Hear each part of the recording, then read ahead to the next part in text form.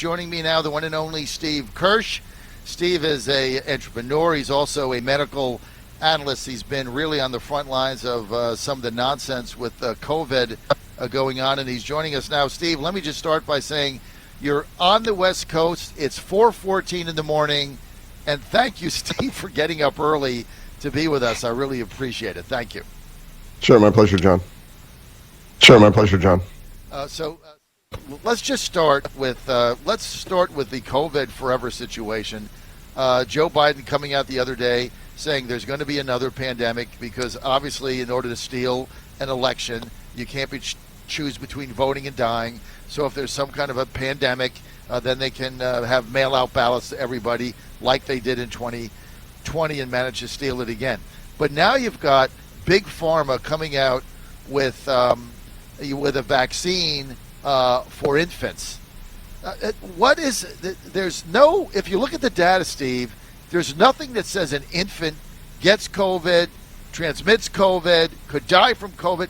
So why are we getting vaccines on COVID for infants when COVID is dying out and it's already proven it doesn't stop transmission because what? Fauci had 6 shots and he got it. So obviously it's not working for that. What, Steve, on earth is the purpose of these infant vaccines? Can you help us with this? Well, there is no rational explanation for it, John.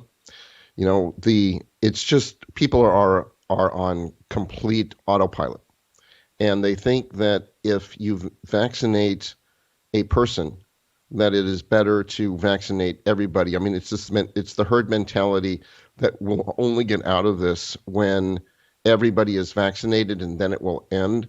And so I think that's what's driving this rather than the safety and efficacy.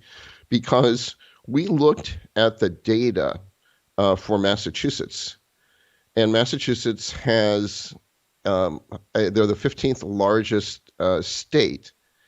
And we looked at the number of child deaths between 5 and 11 in the years 2020 and 2021.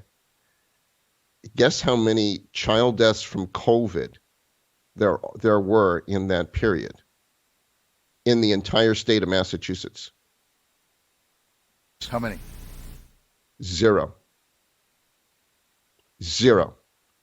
And it's considered an emergency.